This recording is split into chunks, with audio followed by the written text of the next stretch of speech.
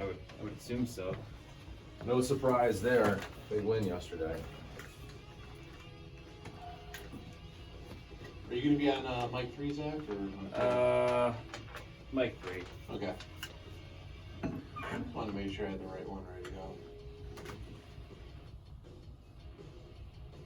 All right, here we go. Hey, good morning. Welcome to Inside the Huddle on this beautiful Thursday here in Ann Arbor. I'm Michael Spath, Zach Shaw, Matt the Miz, Mizler, all in studio here today. Lots of Michigan basketball to talk about after the Wolverines' 60-52 win over Rutgers yesterday in Piscataway, New Jersey at the Rack, ending Rutgers' 17-0 record at home this year. While the Wolverines stay unbeaten against Rutgers all time since the Scarlet Knights joined the Big Ten a few years ago. Again, 60-52. They did it without Isaiah Livers, who sat out the game with, he was in a walking boot stemming from the ankle injury that he suffered on Sunday against Indiana. They did it with, Brandon Johns only scoring 1 point, with John Teske only scoring 5 points. How did they do it? Xavier Simpson went off for a team-high 16 points, actually a game-high 16 points. Franz Wagner had 12 points and 8 rebounds. David Julius coming off the bench had 10 points. Eli Brooks, this was a gritty, I think that's the term that Juwan Howard used. I think it's a term that a lot of people in the media used yesterday. Colin Castleton referenced it, a gritty win for the Wolverines. And certainly, as we said, snapping that 17-game home winning streak for Rutgers this season. And Zach, we said this after the Michigan State game. We kind of talked about whether the Michigan State game was Michigan's most impressive win of the year, and certainly beating Gonzaga, the one of the top 2 teams in college basketball. But here we find ourselves a week and a half later saying, where does this one rank among its impressive victories this year? To win without Isaiah Livers, to win on the road in a place that nobody else had been able to do so this year. To do so on a night that the three-point ball was not falling for Michigan, 6 of 23 overall. That's just 26% for the game. They had more turnovers than assists, although a lot of that was because Xavier was dishing out to guys who were missing open threes. But just a really tough, hard-fought victory. I think it's pretty easy to rank it among the top 3 wins that they've had of this season.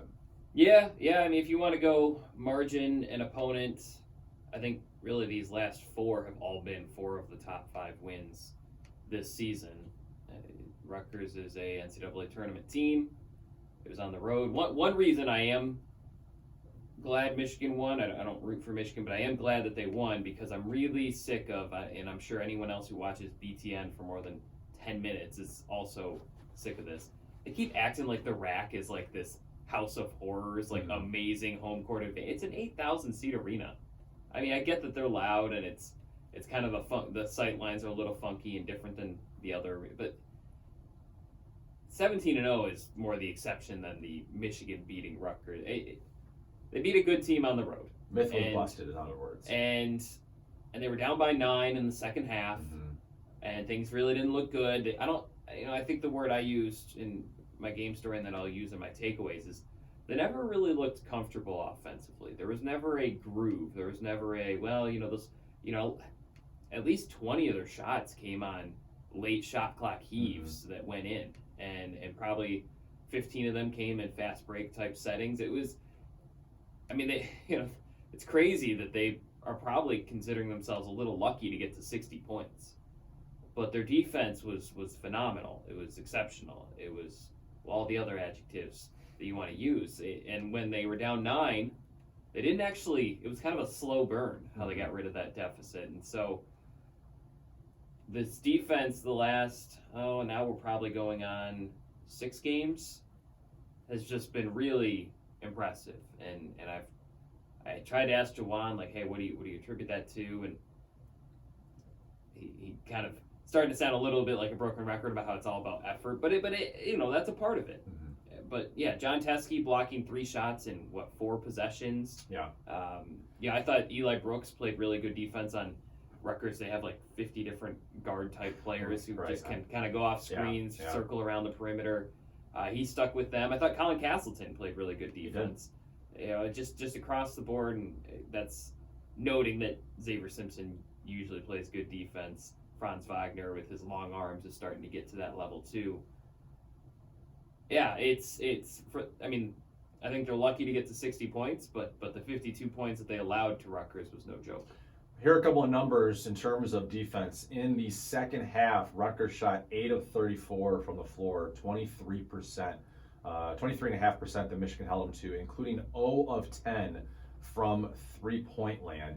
Geo Baker, who Eli Brooks was for the most part matched up with, had a good first half. He was 5 of 7, 2 of 3 from three. He scored 12 points.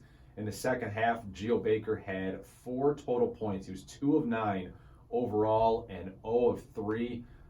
Mathis, who, we looked at Montez Mathis, who's supposed to be a big, one of their bigs. Here we had talked about this for that stretch where Luka Garza and Kofi Coburn and Xavier Tillman and Trevion Williams. Then it was Daniel Oturu. Who was the next one on that list? That for the big guys that all had their huge games against Michigan. Right. And suddenly, and I know that they haven't played maybe that same caliber, but you look at even Wesson from Ohio State. I mean, these guys have not been having these monster games against Michigan lately. Montez Mathis, 0 points in this one yesterday, 0 of 7 shooting. And a lot of that has been John Teske being much more physical down low, again, getting back to his ability to block shots, to not necessarily intimidate, but to impact. Yes. So the shots Redirect. down low. And that has been paying off for the Wolverines. He's also been very strong rebounding the basketball. John Teske has in recent games, bringing in Colin Castleton, which we'll get into in a little bit. Kind of a stroke of either genius or luck, but either way, it paid off for Juwan Howard and for Michigan basketball in this win. And look, I mean, Teske's still struggling offensively, but I think yesterday was one of those games we've talked about a couple of times where why you don't flip the number of minutes for John Teske and Austin Davis. Mm-hmm. And Austin Davis came in and he contributed. He scored 2 points in the game and wasn't quite as active offensively as he has been. But I think what you saw in this game where you're playing against a team with a lot of athletes is you need someone like John Teske who has better footwork, who can move down low pretty quickly from side to side and impact those shots. In fact, Chris Young yesterday on our show talked a lot about Austin Davis. What he's got to still work on is that footwork down low defensively and how John Teske has that. And I thought he scored 5 points in the game, but you mentioned the 3 blocks. I mean, he only had 4 rebounds, but I thought his ability to, how many shots did Rutgers miss in the paint? Did Rutgers miss from within 3 or 4 feet? And a lot of that was John Teske impacting those shots. I mean, it was one of his better games defensively. And this was really about, as you said, Zach, this was really about what Michigan did defensively against Rutgers. Yeah. By the way, just real quick, Caleb Weston scored the second most points of the season against Michigan, 23 points on 14 shots. But the fact remains, I think, Teske deserves credit because I think he's having a tough season, at least optically. And I'll give him credit. He's still talking to the media. He's not hiding from it. And he's still finding ways to make an impact away from the ball or on defense. Rutgers is a weird matchup because they have one guy over 6'7", so it's kind of a small ball and then one big with Johnson. But Johnson, 0 points, a couple turnovers. It was, and I think Michigan's done a much better job of understanding when to help because there's the days of the one-on-one in the post, I think those were shorter lived than maybe it looked. But even then, it was still tough for someone like Franz Wagner to know when to come in and apply some extra pressure to the opposing big men. And he's suddenly a rebounding savant. I think he's averaging, I'm not sure what he got to last night, but he was averaging like 6 rebounds a game for the past 3 weeks. And that's a lot from a guy who, I mean, he's not the only 3-man who's averaging that many rebounds a game, but he had 8 last night, continuing the success where he's he's using his 6'9" frame for good, not evil, right? If you're the Wolverines, so I think there's just a better understanding of when and where to be on defense, meeting guys before they have a chance to make an impact. Kind of premeditating some of these shots and some of these passes.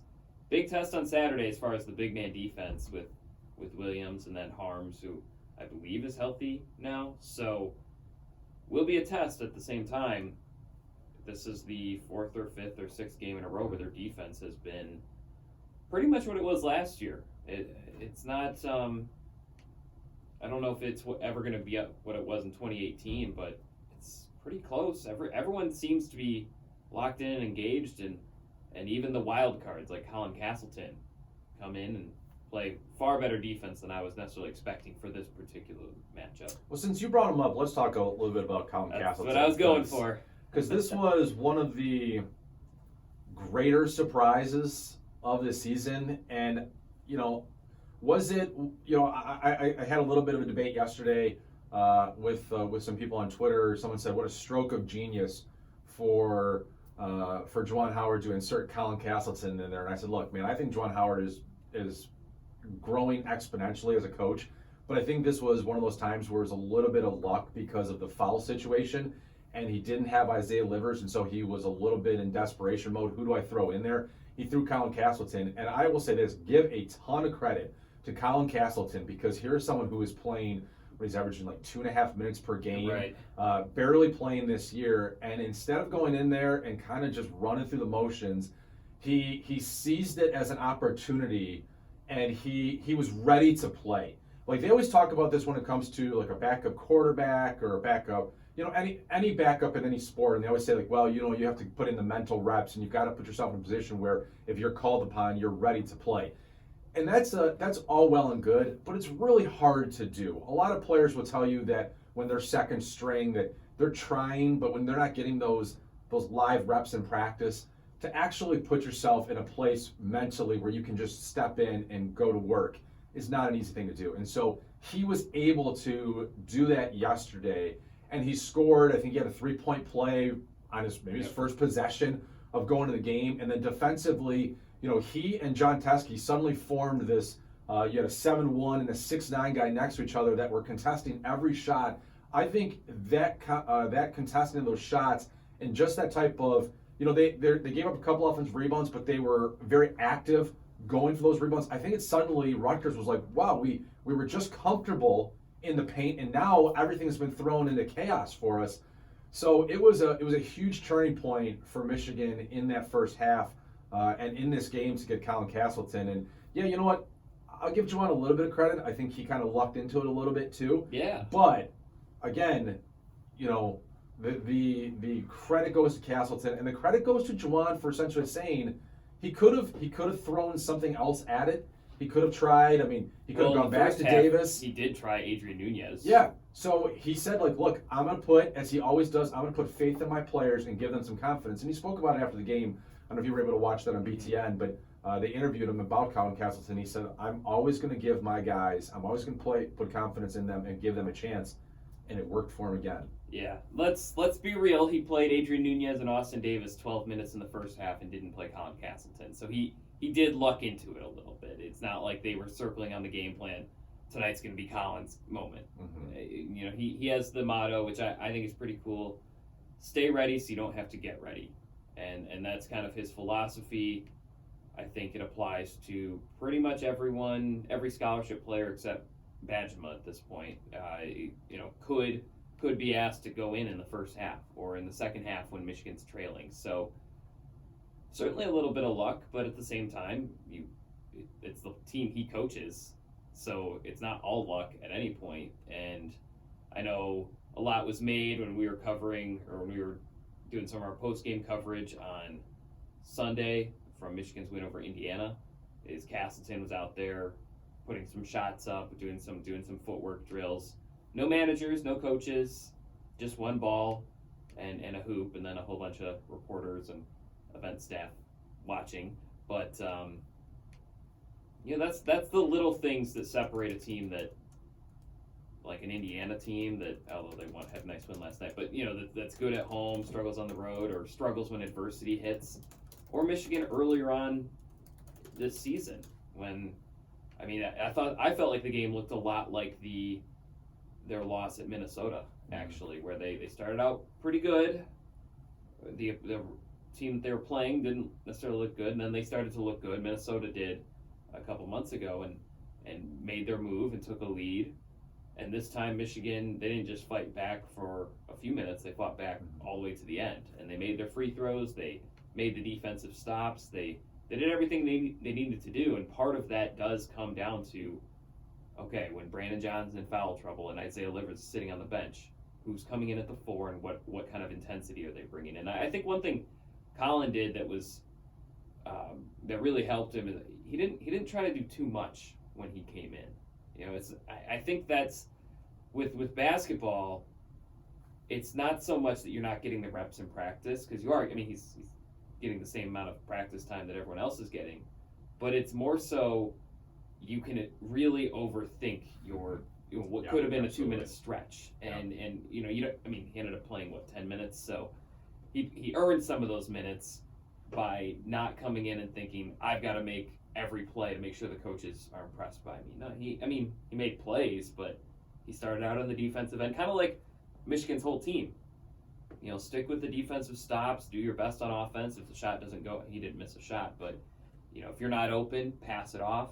But then when you do have a chance, seize it. And I think him kind of, I can sympathize with him. I could very much see if you're like the 4th guy off the bench and you haven't been playing very much, and Juwan calls your name, you're like, all right, this is my moment. I really got to do everything here. I got to knock down a 3. I got to have a steal. I got to dunk over somebody.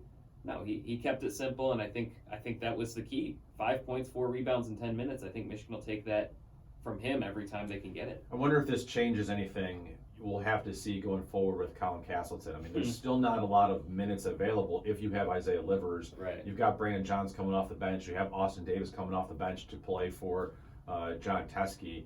Is this the start of something for Colin Castleton? Even if it's the start of something for him as his future at Michigan next season or down the road, or is this a Cam Chapman moment from a couple years ago where he hit the game-winning shot, I believe, against Indiana in the Big Ten tournament, and then it was a couple of games, and then he ended up transferring out of the program. Yeah, I don't know what his future holds. He's 6'11", he can shoot a 3, he can block shots. He's got a lot of DJ Wilson in him, which for Michigan, I think if his future at Michigan is very interesting, because this year he's kind of playing the 4 because that's just where they need him a little bit more. But then in the future he'd be the 5, and he'd build up that frame, work on maybe his post-up game. He's got a little bit more of a around the rim presence. He does, yeah. Even though he's 2 inches shorter and 15, 20 pounds lighter, he's got a little bit more of a rim presence. It'll be interesting to see. They need moments like that, though, if they want to make a run this season. It's that's what it's about. Especially with Isaiah Livers out, and we really haven't even gotten into that yet. Him sitting out this game. How concerned should Michigan fans be about Livers' injury? We'll discuss that coming up on today's show. Also, is Michigan a better team than Michigan State right now? We'll get into that. And does Xavier Simpson get enough respect in real time? Lots of Michigan basketball questions on the show here today, plus a couple of football comments and thoughts. Josh Gaddis was on In the Trenches podcast with John Jansen this week. And some really interesting things to say. I thought especially about the receiver position, some Michigan hockey talk. We will get into all of it on today's show. This is Inside the Huddle on Sports Talk 1050, WTK The Ticket. Inside the Huddle, weekdays from 10 a.m. to 1 p.m. is a paid program on Sports Talk 1050, WTKA The Ticket. Sponsored and presented by Spath